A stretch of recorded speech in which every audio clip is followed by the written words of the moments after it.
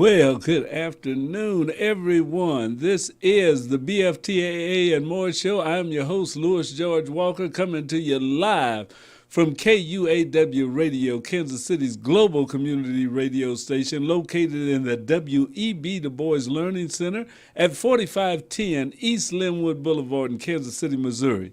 So we're just glad to be with you. This is a project of the WEB Du Bois Learning Center and the Black Family Technology Awareness Association, who came together to form this station, and we call it KUAW. So we're about to, let me turn this down just a little bit, get a little feedback from me. All right, so we come together, we got this radio station. It's KUAW stands for Knowledge, Understanding, and Wisdom. That's what it's about here. So we try and spread a little of the news of what's going on in the city, what's going on with technology and things around you. We want to talk a little bit about Chat GPT and some of the AI things that are coming on, and other things that we've been doing over the last week. I wasn't here last week, but I'm here today, and we'll be with you for a little while. We also will have, after this show, stay tuned for B. Michael with Shifting Paradigms. Shifting Paradigms will be on this week also. They had to take off because I took off last week, but we're all back in the swing of it now. So just keep your dial right here to KUAW Radio. If you're listening to us on one of the audio-only sites, which is Get Me Radio, Online Radio Box, My Tuner, or TuneIn, if you're listening on any one of those, you can also watch us live when we're doing live broadcasts like we are now. And we're on Facebook, on YouTube, on Twitch. You can pick us up there. Just search for KUAW Radio, and you'll find us on those sites, and you can get us live. We're also trying to get back our connection to Twitter. I don't know if they changed something or if they're wanting to get $8 a month from us, because we're not on there right now, and I can't get to the site to get us. I can get to the site, but I can't get to the part where you would start doing your live broadcast. So I'll be looking into that shortly, so that it may be able to get us back on there. But if you go to Twitter right now and go to the KUAW_radio page, this show is available. I shared a link from our YouTube page, so you can pick us up and get us there. So there's always a way to get online and check us out. So check us out on Twitter, on Facebook, YouTube, Twitch. We're there, and we hope to be in some more. Matter of fact, I'm wanting to get this broadcast brought around to where I can get it on our webpage, KUAW.org, and you'll go live there so that we can have a little more control over it as to when it's on, when it's not on. So stay tuned. That will be our next not our next project. That will be a future project that'll be coming up, is to get us on at KUAW.org, and that way we'll be able to drive traffic right to our own website and broadcast from there with a lot less restraints that we have when we're using the popular social media.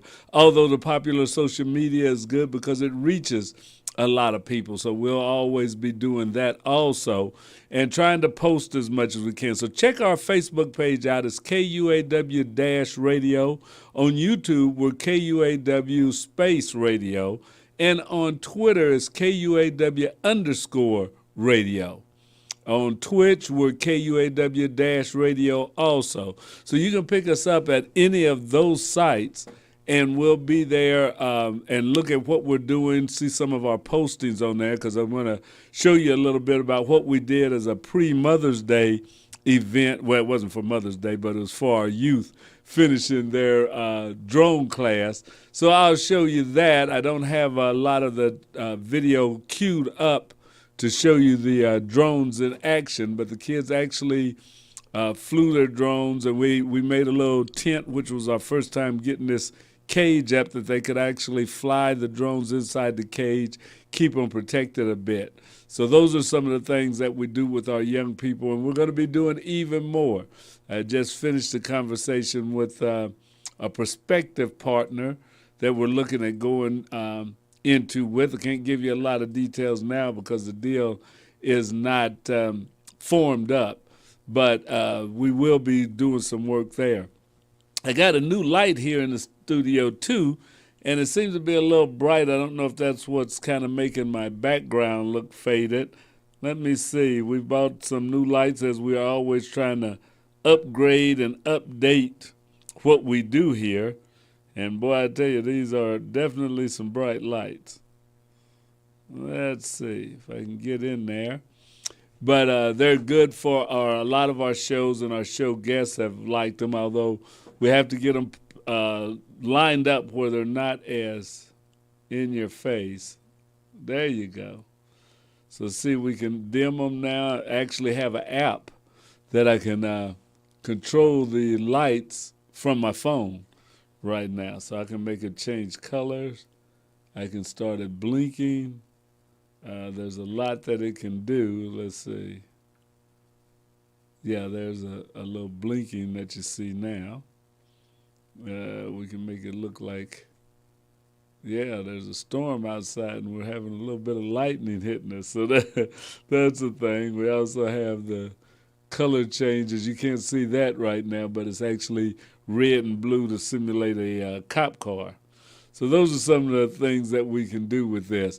But it looks a little better. It smooths out my background because that light was a little too bright on us. And that's the thing that we try and do, though, is improve the technology, not just for ourselves and for you, but so that our young people, when they come in here, and for other community people, they can see what technology does. And we have to upgrade, we have to increase, because technology doesn't sit still. It's constantly moving. So we'll talk about that in just a minute. But first, I want to go to one of the shows that we do regularly here. We like to show you different events and different things that are going on with NASA, the National Aeronautics and Space Administration, and they have a program called What's Up NASA, and also Space to Ground, and just the NASA This Week at NASA. So all of those we're going to show you so you can see some of the things that are happening in the space race. I don't know if you were watching, but there's a businessman and a couple of Saudi astronauts that just got to the space station today, but traveling to and from the space station is becoming more and more, not every day yet, but there's a lot of different people, non-technical people, that are going and looking at the opportunities of how businesses are basically going to be expanding out into space. So all of this is happening, and it's good to stay involved in it so that you can see what's going on. So right now, let's go to This Week at NASA. The Artemis II moon mission crew visits D.C., another partner to land humans on the moon, and preparing to get to the heart of cosmic matter.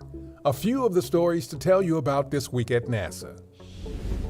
The Artemis II astronauts were in the Washington, D.C. area May 17th through May 19th to discuss their upcoming moon mission. NASA's Reed Wiseman, Victor Glover, and Christina Hammock-Cook, and the Canadian Space Agency's Jeremy Hansen met with members of Congress, officials at the Canadian Embassy, and participated in other activities. Artemis II will be the first mission to fly astronauts to the moon in more than 50 years. On May 19th, we selected Blue Origin to develop a sustainable human landing system for the Artemis V moon mission. The human landing system will transport astronauts to and from the lunar surface and gateway in lunar orbit as part of NASA's return to the moon for science, exploration, and inspiration. The agency already is working with SpaceX to develop landers for the Artemis III and Artemis IV missions. The Focal Plane System, or FPS, the heart of our Nancy Grace Roman Space Telescope, was recently delivered to Ball Aerospace in Colorado to be integrated into the telescope's primary instrument, a giant camera called the Wide Field Instrument.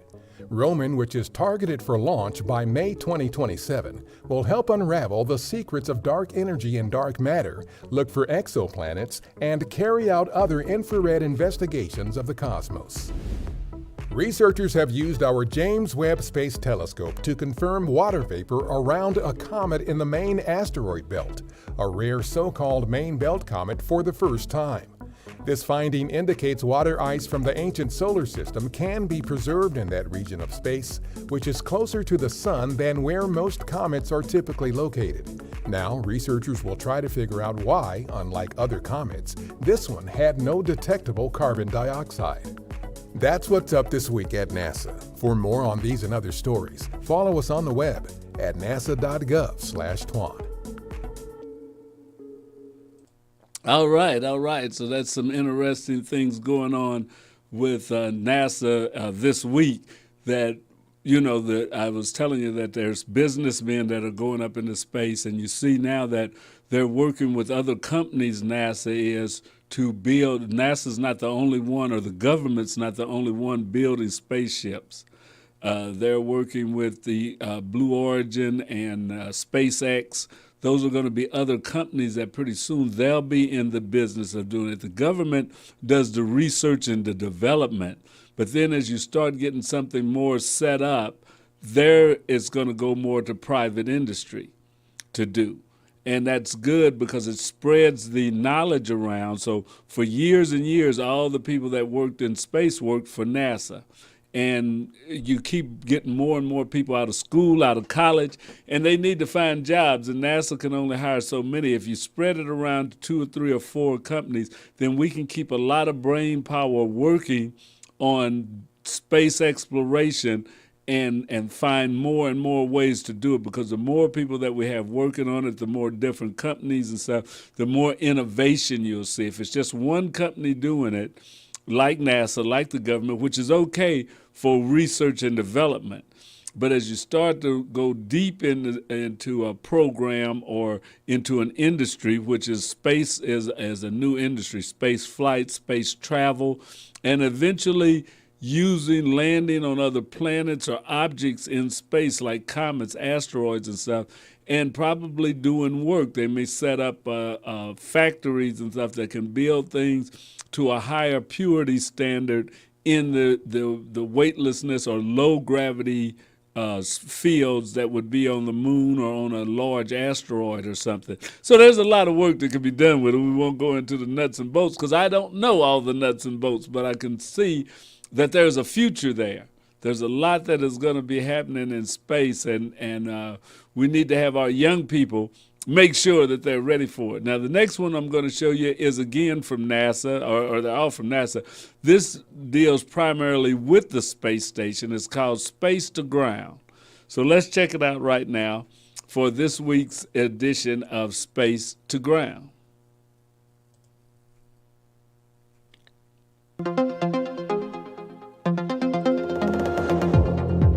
Welcome to Space to Ground. I'm Chelsea Bayarte. Next week, 2 spacecraft are making their way to the International Space Station. One will take 4 humans to and from the station on a planned 8-day mission, and the other will make a delivery of food, fuel, and supplies. The human mission is called Axiom Mission 2, and it's the second private astronaut mission to the space station. The crew consists of Commander Peggy Whitson, pilot John Schaffner, and mission specialist Ali Al-Karni and Rayana Barnawi, representing the Kingdom of Saudi Arabia. These 4 are launching from NASA's Kennedy Space Center on Sunday, May 21st. Our coverage will begin at 4:30 p.m. Eastern on NASA TV and on your NASA app. Then, on Wednesday, you can catch the launch of a Progress cargo spacecraft making a delivery to the Poisk module of the space station. It doesn't have people on board, but it does carry vital supplies and cargo for the people living in space. And we'll be live on NASA TV with launch coverage at 8:30 a.m. Eastern. The spacecraft is expected to arrive at the station just a few hours later, and we'll continue coverage of docking at 11:30 a.m. Right now, NASA astronaut Mark Vande Hei holds the record for the single longest spaceflight by an American. He spent 355 days straight aboard the station, just 10 days shy of a year. But Frank Rubio, who's in space right now, is set to break that record. Rubio is going to become the first US astronaut to spend a year in space. He just hit his 200-day marker back in April, so he has a long way left to go. He'll spend his time doing science experiments and maintaining the space station before coming back home. As for Mark Vande Hei, he says he's just fine with his record being broken. I want this to be remembered as a stepping stone. This type of long duration flight is something we need to do. So I'm really looking forward to the next person doing something longer to help further our ability to explore further and further away from our home planet Earth. It's not every day that you get a video call from the International Space Station, but for students at North Allegheny School District in Pennsylvania, they got to talk to NASA astronaut Woody Hoberg. Hoberg actually attended school in the district back when he was a student and spent some time answering their questions. Hi, I'm Srikar, and I wanted to know what kind of research the crew is doing during this mission. We do a ton of research up here. Science is actually the purpose of the International Space Station. This is one of the United States national laboratories. We're doing, at any given time, hundreds of scientific studies aboard the space station. In honor of the event, the school decked out their auditorium with some NASA-themed art. These events are called education downlinks. If you want an astronaut to give a call to your school, apply at nasa.gov/foreducators. That's Space to Ground for this week. Thanks for watching.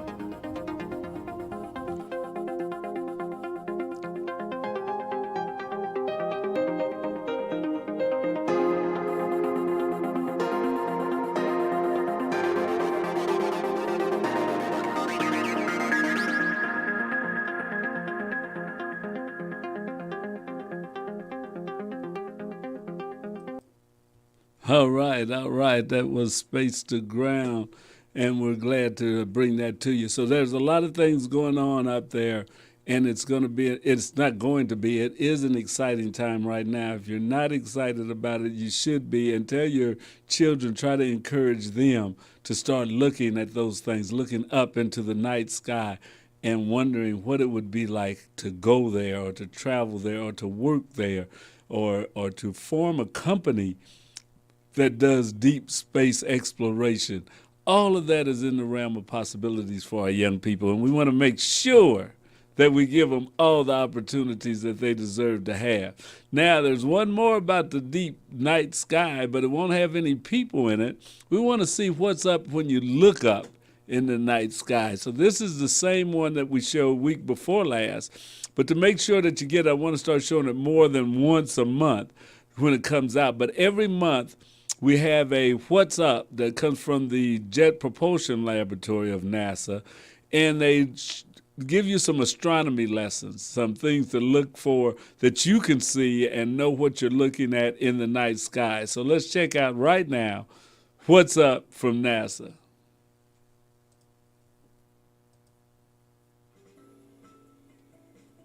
What's up from May?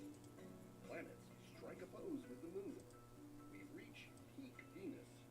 And what's different about the skies of the southern hemisphere? On the morning of May 13th, find the planet Saturn rising together with a third quarter or half full moon. Find them together in the southeast in a couple of hours before sunrise. Then on May 17th, a slim crescent moon rises about an hour before the sun. And for much of the U.S. and Canada, the planet Jupiter will appear very close to the moon. But from some southern U.S. states, you'll be able to observe Jupiter passing behind the moon as the pair rise in morning twilight. And from the western states, Jupiter will actually be behind the moon in occultation as the pair rise. Jupiter will start to emerge from behind the moon as the sun comes up. Now this will be quite low in the sky, so you'll need a clear view of the horizon to observe it. And a pair of binoculars will be a big help as the sky begins to brighten. Next, following sunset on May 22nd through the 24th, the Moon, Venus, and Mars form a close grouping in the west. The Moon sits between the two planets on the 23rd. Venus has been rising higher in the sky each evening for the past few months. That begins to change in May as the brilliant planet reaches its highest point in the western sky and starts trending lower as we move into June. It'll disappear from evening skies by late July, reappearing in the eastern sky about a month later as a morning object. There are some key differences between the night sky in the southern hemisphere compared to the north. To start with, there's no counterpart to the North Star for the southern hemisphere. The celestial poles shift over time, so eventually there will be a South Star, but not at the moment. Next, from Orion to the Teapot to the Gemini twins, the seasonal star patterns northern observers are most familiar with appear flipped upside down when viewed in southern skies.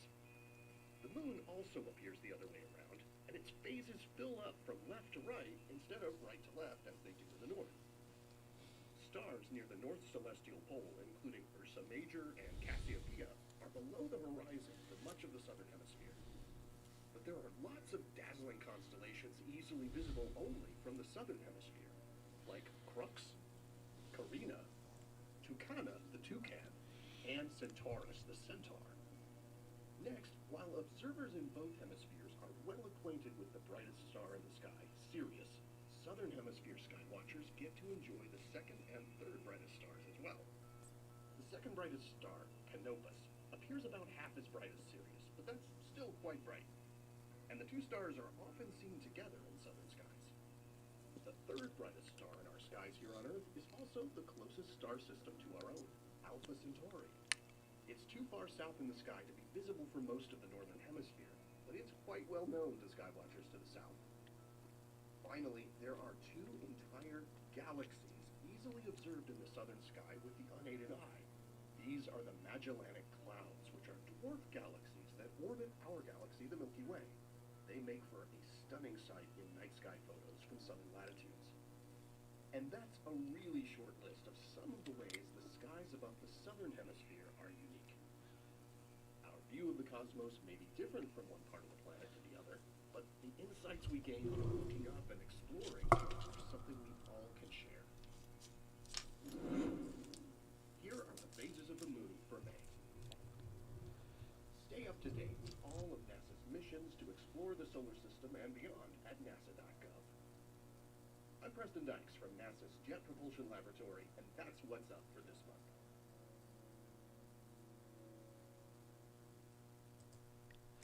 All right, all right. So yeah, you've seen a lot of good information or good things that are going on in space. I mean, a lot of times you don't think about just looking up at the stars, and in the city, it's harder to see them. But if you're out in the countryside, like out by a lake, or if you go camping or something like that, and you're away from all the city lights, and you look up, the sky looks altogether different than it does when you have street lights around you and stuff. The light pollution is pretty bad. But if you get out in the country somewhere, or if you're driving on a trip and you drive early in the morning or late at night, you look up and while you're going cross country, and yeah, the sky is just a whole different sight.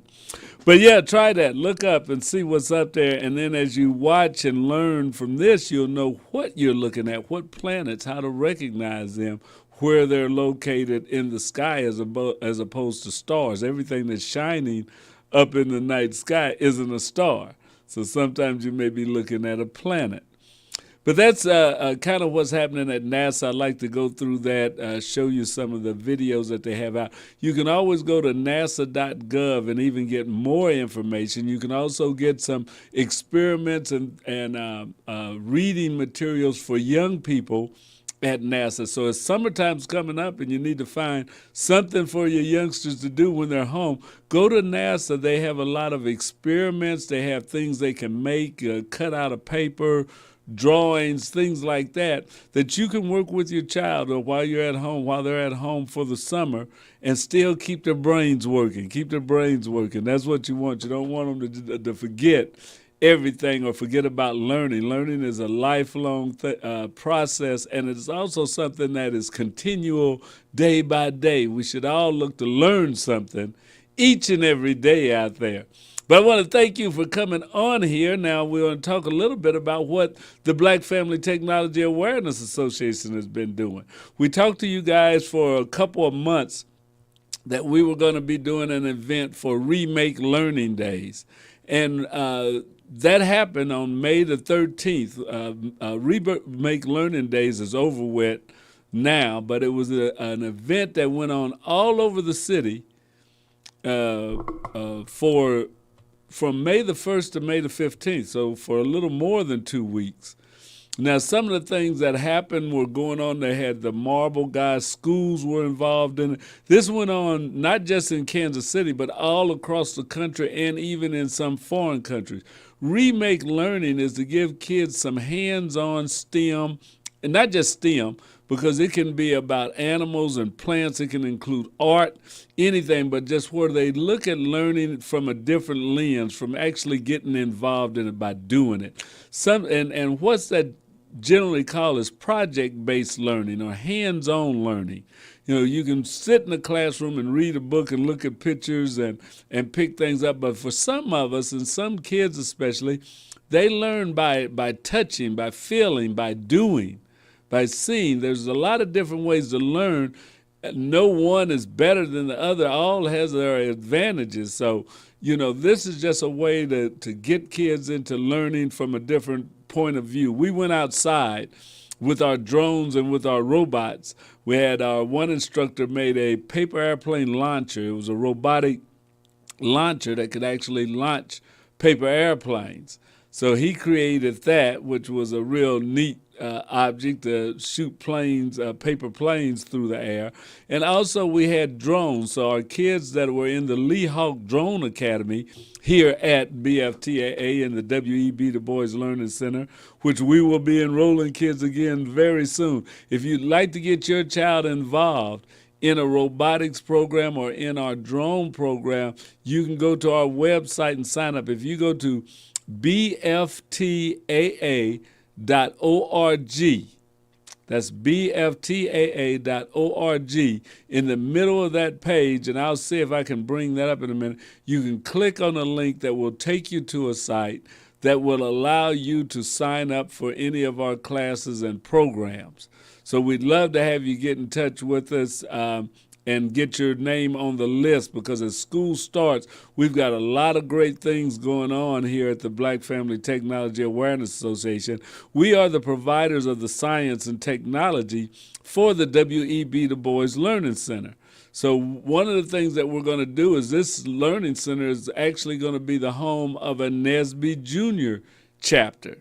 So as we start the school year off, there will be a NSBE Junior chapter right here at the W.E.B. Du Bois Learning Center, where children can get involved and learn as they look towards fields in engineering.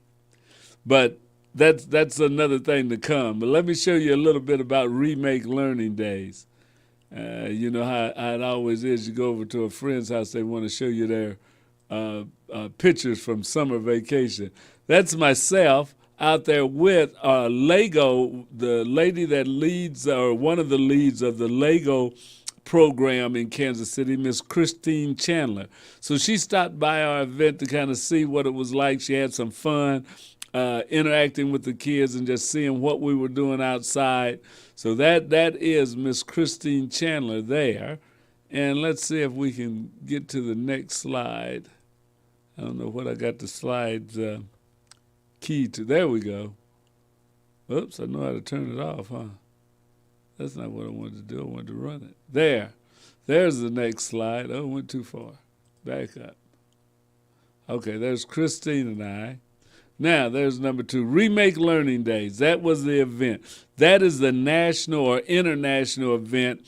It's sponsored by the DeBruce Foundation. It happens all over. This was the second one in Kansas City, if not the third. They've just started it as we were coming out of pandemic. This may have just been the second Remake Learning Days, but we wanted to get involved in it, and it was a great endeavor. We'll be in some more of them.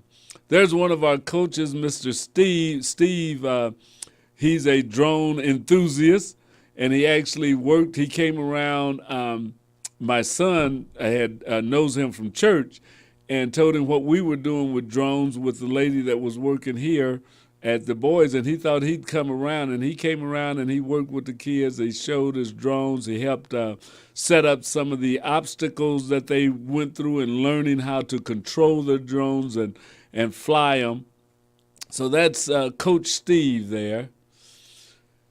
And that's Remake Learning Days, young people there. That's a general thing saying that when it was going to be going on, and that was last year's event. There is the paper airplane launcher. If you look right there, you would lay the paper airplane in between those 2 spinning wheels, and as you turn them on, they would get these 2 wheels at the top would spin, and boom, it would shoot out the airplane. It was really a neat little gadget that was put together. on the spot, and it launched paper airplanes. So these are some of the kids and the parents that were there at the event. We also gave out awards. They got to talk about what they learned in the Drone Academy this year. What did they learn about flight? What did they learn? What did they like or not like? So all the kids got to talk about what they had learned, what they did, and they got their awards for completing. We had 2 students that got awarded for perfect attendance. They were there for every class. It was a 12-week program that we had to extend because we had a couple of weeks that we couldn't come. So they were here about 14 weeks. And the kids, 2 of them were here at every event, every class day. They didn't miss any. We've got a couple of young men that are really going to be great at this if they stick to it. One of them is like 9 years old, and he's sharp as a tack. And, and I thought, man, he had that drone. I was watching him. He could make it do flips. So this was a young man that hadn't flown a drone, came into the class, and in 12 weeks, when I went by the class and looked in, he had that drone turning flips and flying it like he had been doing it all his life. So our young people are able to do great things if we support them. We want to support and encourage our young people to continue to learn, continue to grow, to go into different things. Even if mom and dad don't do it or aren't into it and stuff, bring your kids anyway. But if you can learn, if you can stay, we had a couple of parents that came and sat through classes on many a days, and they help keep, a little order in the class and support their child and support the instructor and stuff to make sure that everything's going smooth. We're a volunteer organization, so it's not like we're working with trained teachers and all of that. We're just people that work in the field. Our instructor for the main instructor for the drones is a licensed drone pilot. That's where she gets her experience from. She does this for a living, so she's sharing back into the community. That's what we want you to do, is come by and see what we're doing at the WEB Du Bois Learning Center. Go to our website, www.bftaa.org. You can also sign up to be a volunteer, so you can sign up with your children to get them in the program. But we can also use you if you just want to volunteer. You may not have any kids, or your kids are older or too young. You can start getting the experience that you'll be able to work with them later. Now let's see who else we've got in here. That was a class that we had during Remake Learning Days. You could actually come in and learn how to cut the cord from cable. There was a class, there was instructors that came in to show you how, tell you how, that you can go from cable to just streaming, and that you can get your cable bill cut to where you're just paying for the internet and any programs that you may subscribe to.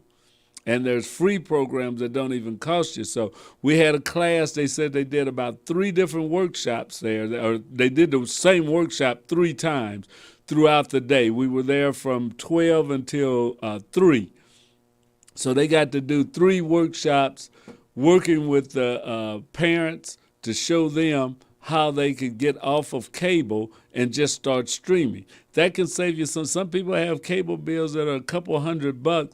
You can't get a cable hardly for under $100.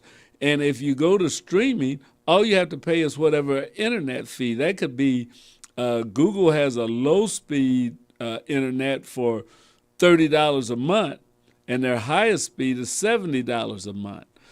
Time Warner has some for $50 a month. That's what your bill could be instead of $150 or $200. Now, granted, you would have to add on yourself the different programs like Netflix or Hulu or things like that. You'd have to sign up for them, and some of them costs could add another $12. But then you don't have to, because there's a lot of free things that you can watch. You can go to YouTube. You can pull up Pluto TV, Tubi. There's a lot of them that have free broadcasts on every day. And if you get some of the local channels, then, you can get a lot of information, a lot of viewing, because sometimes, let's admit it, I know I've got some of the premium channels like Showtime and Stars and that I don't even watch that much. I couldn't tell you what was on there, what movies they've been showing or not. people have HBO and all that, and not looking at them, but it's costing you. Some people are costing up to $200 and some dollars. Some have to buy this big package because they want the NFL channel.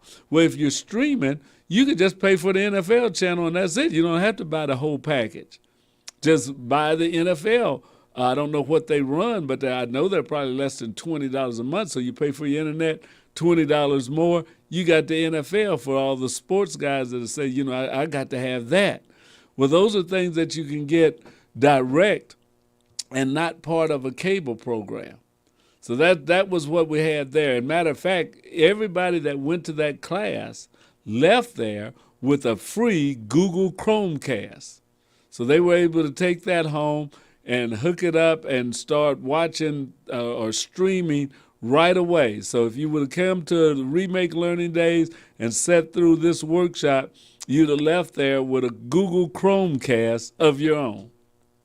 So, as we were telling you, you know, you want to stay tuned, you want to stay in touch with the Black Family Technology Awareness Association. We work with different groups and organizations that want to get information out to people, and sometimes there's something that you can get as a bonus, and that was a good bonus item.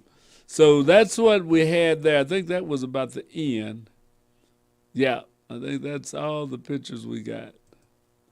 As we look around, we had some old friends come. Oh, yeah, and there was a videographer there, and he came around and did videos of the whole thing. So that may be out. I may be able to post up some of the video of our Remake Learning Days. The weather was nice. It wasn't too hot, wasn't too cold, wasn't too windy. It just worked out perfectly for us, and I think everybody had a great time. Matter of fact, couple of kids were leaving and they didn't want to go. They weren't ready to leave. So that's always a good sign when you have the parents having to almost drag their kids away from what they're at because they're having so much fun they didn't want to leave. And I thought, well, you got to go, but you can sign up for a class and become a part of it in the future. There we had some there's the food too. We also had free hot dogs, potato chips, pop for the kids. All of this was free. You didn't have to spend any money on anything while you were out there. So join us next year as they have Remake Learning Days. We'll be back out again. We'll be back out there, and we'll be letting you know when we're getting ready to do it. So be sure and sign up and join us as we do. And that's not all we're going to do. We got more things in store, but that was Remake Learning Days. We had a great time with it. I want to thank all of you that came, all the parents, all the young people, the people that brought kids, the fraternity here at the Learning Center that came down and brought some of their males to men students down to see about what was going on with drones and that. So there was a mentoring program that brought their kids around. It was really great. Stay in touch. You can contact us anytime or watch our Facebook page. Watch us on YouTube as we get ready to do more events that you can be involved with. That's what our mission is to get technology into the community. So we want you there. The more the merrier. And we try to keep the prices free. Free 95 if we can. If there's something that we do have to charge for, well, we'll keep it as low as we possibly. But so far, all of our events have been absolutely free. We're just trying to get you information. We're working with all volunteers at this organization. Nobody's getting paid to do these things. They're coming out because they want to support the community, and you may want to think about doing that yourself. Now I'm going to see if I can bring up this web page to show you how you can sign up. Let's see. So we'll do some learning here ourselves. I don't know. Oh, I think I can if I go to one of these browser settings. Yeah, let's try this. I'm going to pull up our web page, get the URL off of it, and see if we can work with it. Okay. There. There's always a couple things you can learn and do here.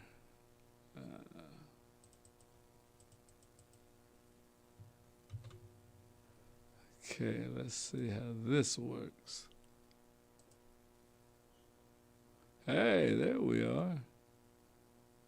This is the BFTAA webpage. I need to get myself over to the side maybe so I can show you how you can work with it.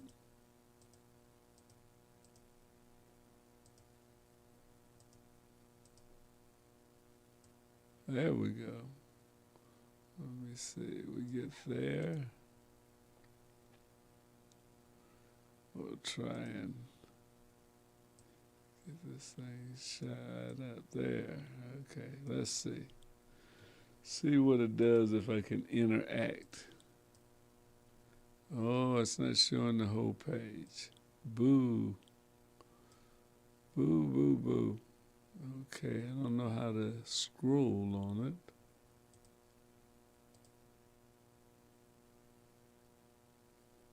Oh, man. So, okay. May not be able to make this happen today because I can't get the part of the page I want to show up here. There, okay, you guys can see it, but I don't think it's going to let me. I need to go back to the, that's about us. Let me go to the,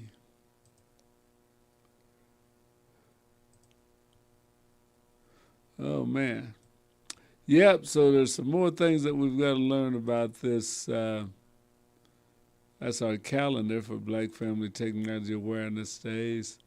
Our media page is dead. We need to get that back up. We used to could post pictures on it, but it was some old software, so we're really needing to go to a different slideshow or camera show that we can put back on there. This page has been up since 2008, so it's probably about time for a big upgrade on it. So I can't show you. I was going to show you how you can get to our page to sign your child up or how to volunteer, but the link is on that page. If you go to www.bftaa.org, will pop up. In the middle of it, there'll be a thing about signing your child up for a program, and then under that, there'll be a thing to sign up if you want to volunteer. So we could always use your help right here at the Black Family Technology Awareness Association. We went through a lot of different things. We didn't get to talk about AI and Chat GPT, which I've been doing some work with, and I did another, there's a picture AI program that's out there too. So if you have time, you might want to go and check out Chat GPT. I mean, you hear people talk about it and what AI is doing. Well, go find out for yourself. You can log into it, set up accounts, absolutely free, and you can start playing around with it and see what it's like. So Chat, C-H-A-T, GPT. Put that in your search engine. It'll take you to the page. It's OpenAI. And when you go to OpenAI, ChatGPT, it'll talk about logging in, and then you can actually start using the program. I found that it can help you write letters and stuff. I did it on a couple of things, and it had some ideas. I had to edit it. You can't just take it and use it as it is. Well, you can, but some of it doesn't make a lot of sense. But if you work with it, it can help you with probably what you applying for jobs or things like that. It can at least give you a start that then you can massage it the way you need it to look. So be sure and check it out. AI is here. I know they're wanting to put certain regulations and things like that on it, but I know one thing is they're probably not going to take it away. It's out there, so we're going to have to learn how to work with it and use it for good and not use it for the malicious stuff that they say can happen. So we hopefully people will be able to put up some protections and guardrails on the AI, but the fact that AI is here is not necessarily a bad thing. So it's like any technology, it's about how you use it and what you do with it. Well, that's our show for the day. This is the BFTAA and More Show. I'm your host, Louis George Walker. Stay tuned. At 6 o'clock, we will have B. Michael on with Shifting Paradigms. Shifting Paradigms will start at 6 p.m. So in another 12, 13 minutes, we'll be back on the air again. This is the BFTAA and More Show. I am your host, Louis George Walker, signing off, saying have a great day and take care of that technology.